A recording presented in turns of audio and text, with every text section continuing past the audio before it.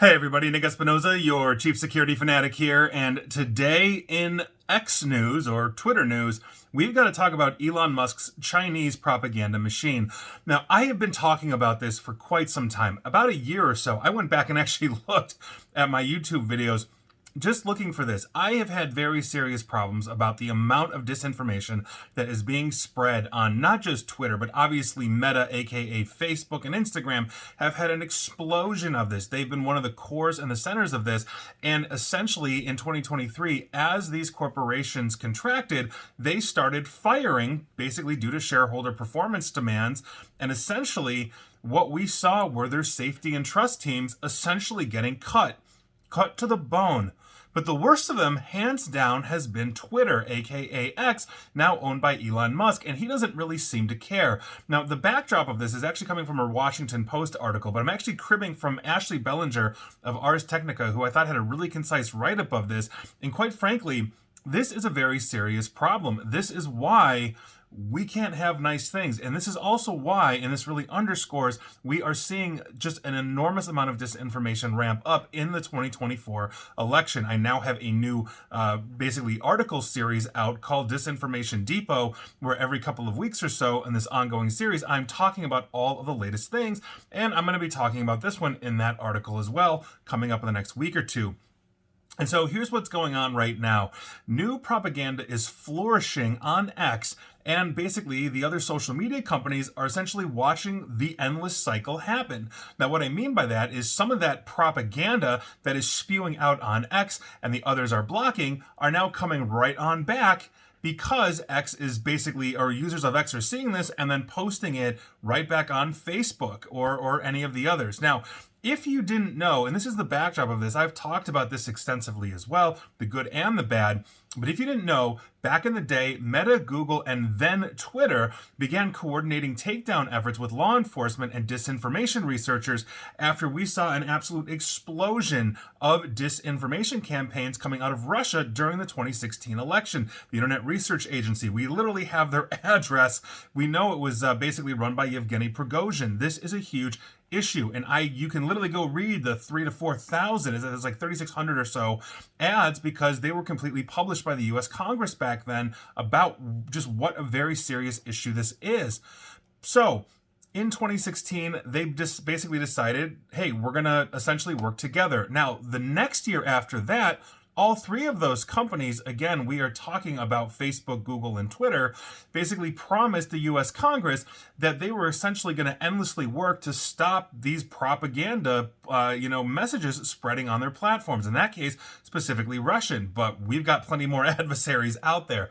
Now, these companies created explicit election misinformation policies and then began meeting bi-weekly to essentially compare notes on propaganda networks that each platform had uncovered. That's according to the Washington Post interviews with sources that had participated in those meetings. However, after Elon Musk purchased Twitter and obviously started calling it X, the company withdrew from that alliance in May of 2023, so about 10 months ago.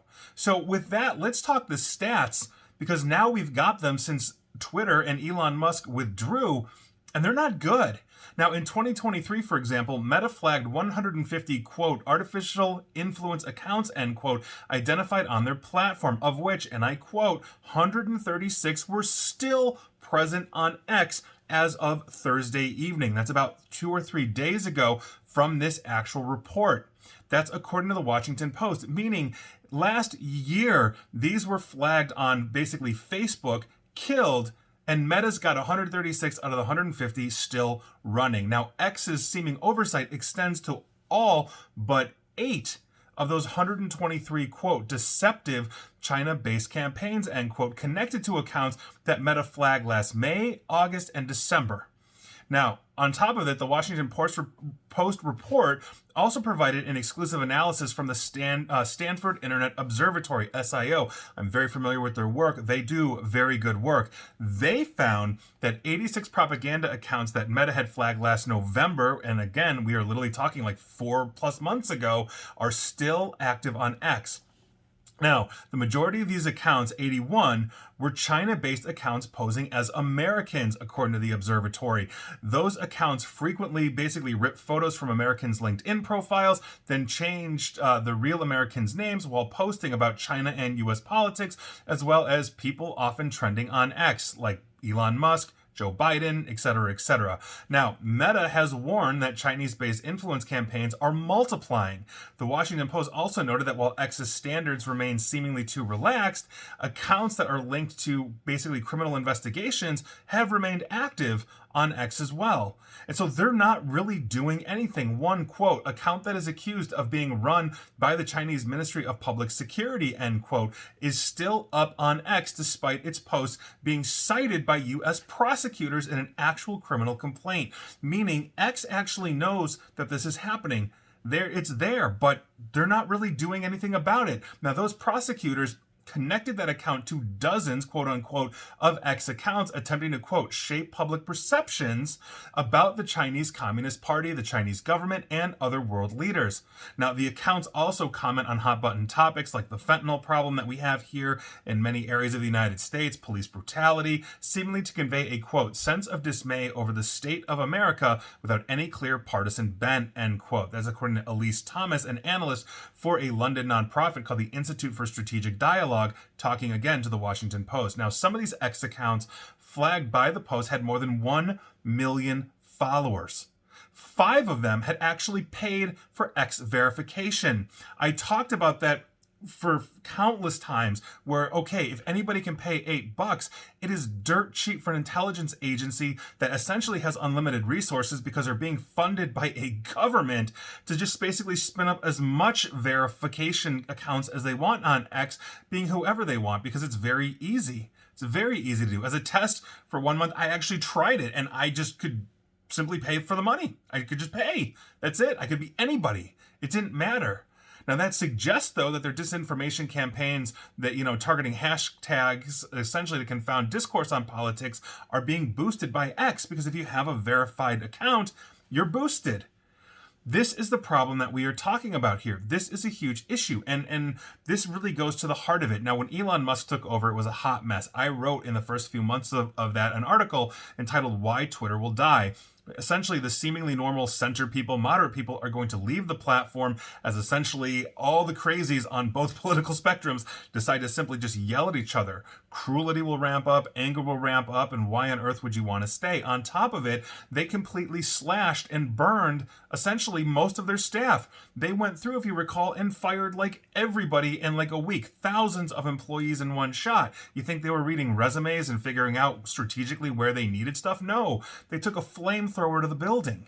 This is a problem because when you're cutting the trust and safety teams on an open social media platform, I don't care if it's Facebook, Instagram, Twitter, whatever, you leave it open to basically have people be preyed on. And when you've got propaganda outfits from a foreign government, an adversarial government that understands how to drive a wedge in society, how to prey on confirmation bias, we end up with a very serious issue.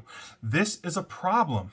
And if basically these accounts are getting 1 million plus and they're being run by a foreign government that is, one, trying to change the perception of, well, oh, America's got fentanyl crises and shootings in the street and it's a hellscape to live in, but, I don't know, come live in China. We don't have those problems. You got a whole lot more surveillance state. This is what we're talking about. And so we've got to lower the temperature, but more importantly, we've got to make sure that we have good and required filtering and discovery of propaganda with evidence.